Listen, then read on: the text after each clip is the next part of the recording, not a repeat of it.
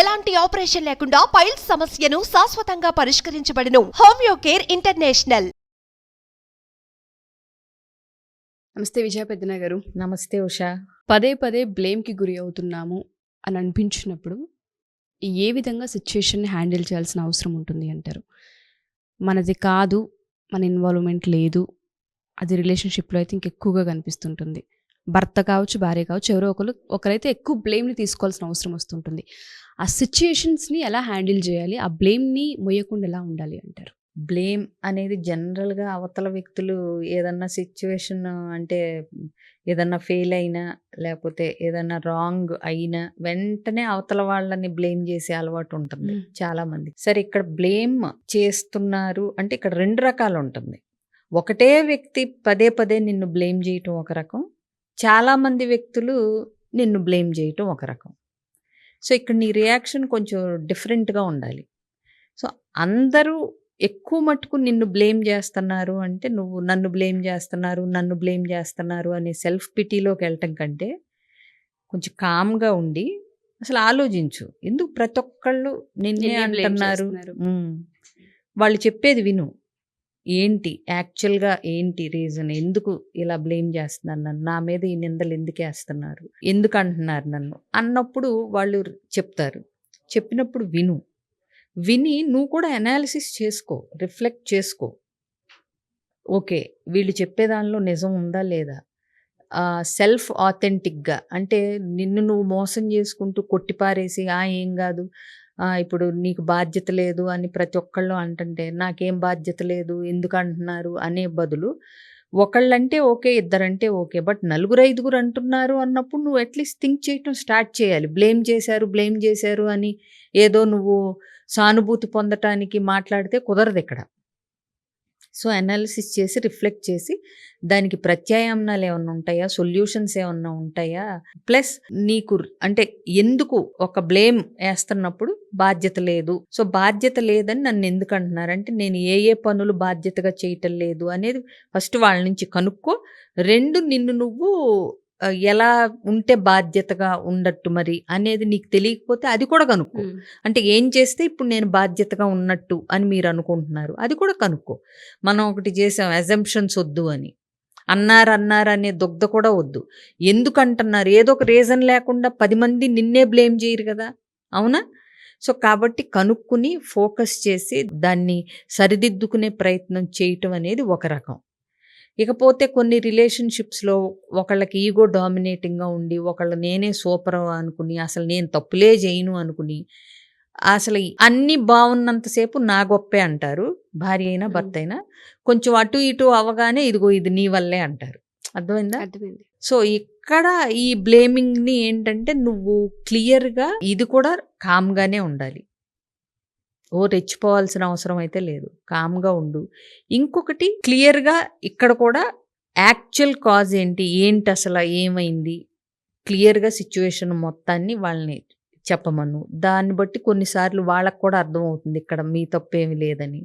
ఇంకోటి మనం వాళ్ళకి చెప్పగలగాలి ఇందులో నన్ను బ్లేమ్ చేయటానికి ఏదీ లేదని, విత్ ఐ స్టేట్మెంట్స్. నువ్వే చేసావు, నువ్వే నన్ను ఎప్పుడు అంటావు అని మీరు కూడా బ్లేమింగ్ స్టార్ట్ చేయకూడదు, టిట్ ఫర్ ట్యాట్ లాగా. అప్పుడు ఏమవుద్దంటే ఇంకాస్త వికటించి ఇంకాస్త పెద్ద యుద్ధాలు అవుతూ ఉంటాయి.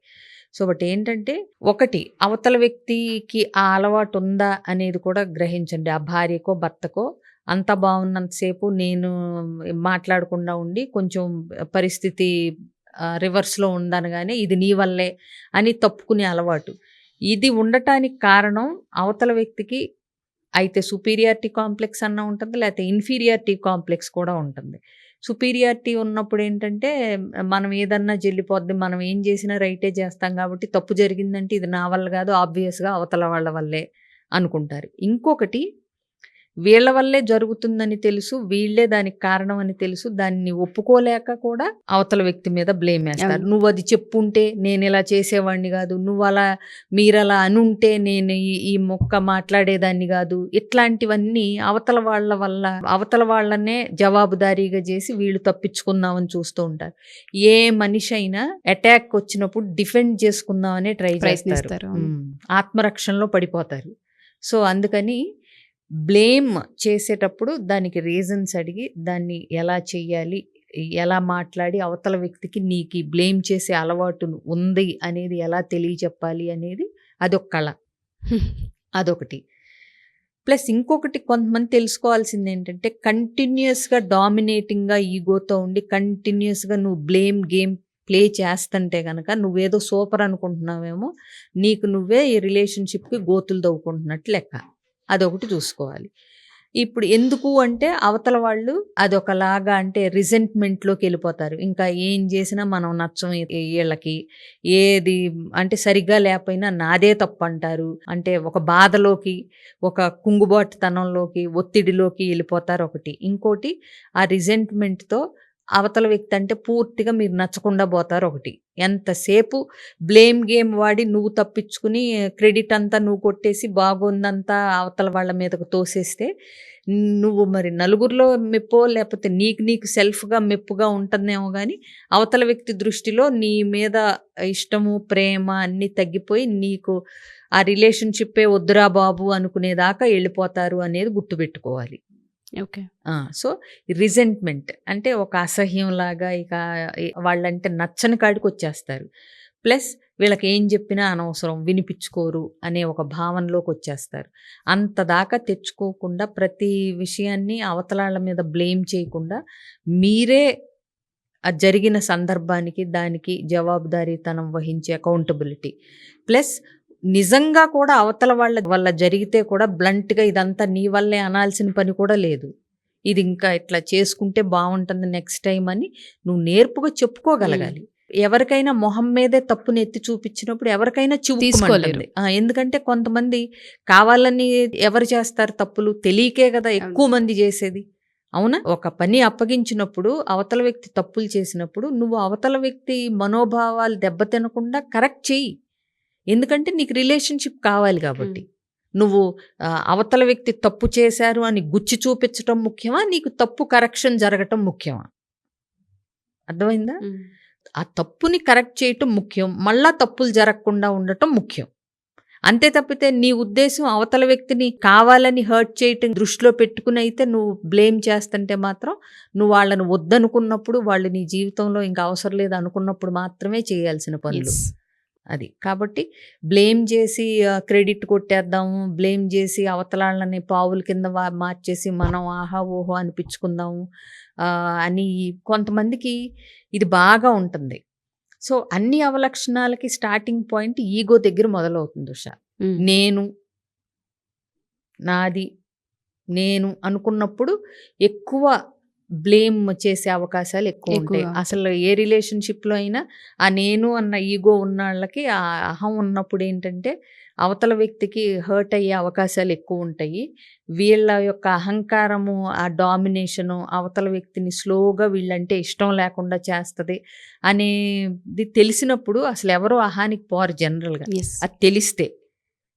ప్లస్ జెన్యున్గా నీది రైట్ అయితే అది చెప్పటానికి ఒక పద్ధతి ఉంటుంది, అవతల వ్యక్తిది తప్పు అయితే కరెక్ట్ చేయటానికి ఒక పద్ధతి ఉంటుంది.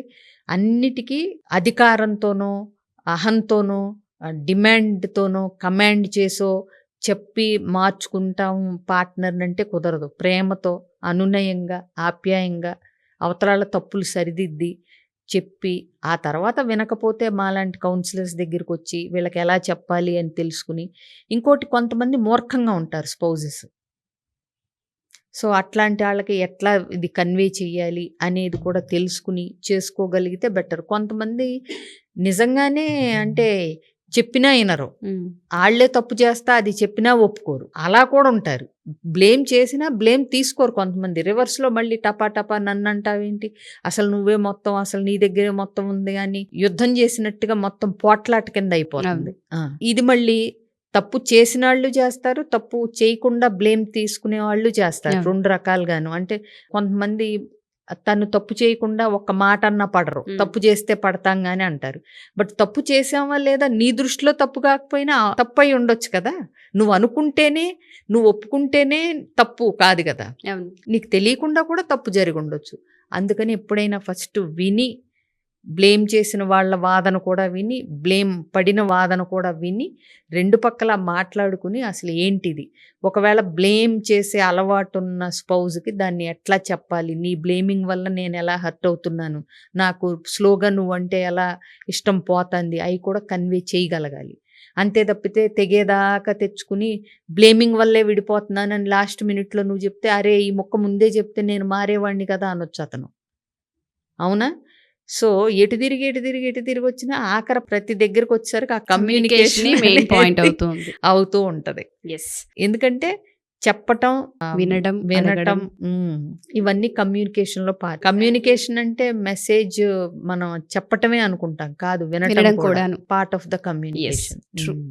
సో, ఎవరైతే ఈ ఎపిసోడ్ చూసిన తర్వాత బ్లేమ్ గేమ్‌కి ఎక్కువ గురి అవుతున్నాము, పెయిన్‌ని తీసుకోలేకపోతున్నాము అనుకున్న వాళ్ళందరికీ కూడా సెషన్స్ ఉంటూ ఉంటాయి. ఎస్పెషల్లీ కమ్యూనికేషన్ స్కిల్స్ ఎవరికైనా కావాలి అనుకున్నా డెఫినెట్‌గా అప్రోచ్ అవ్వచ్చు. కింద స్క్రోల్ అవుతున్న కాంటాక్ట్ నెంబర్‌ని కాంటాక్ట్ చేస్తే విజయ పెద్దిన గారి టీమ్ మీకు పూర్తి డీటెయిల్స్‌ని ఇస్తారు. Thank you ma'am. Thank you so much.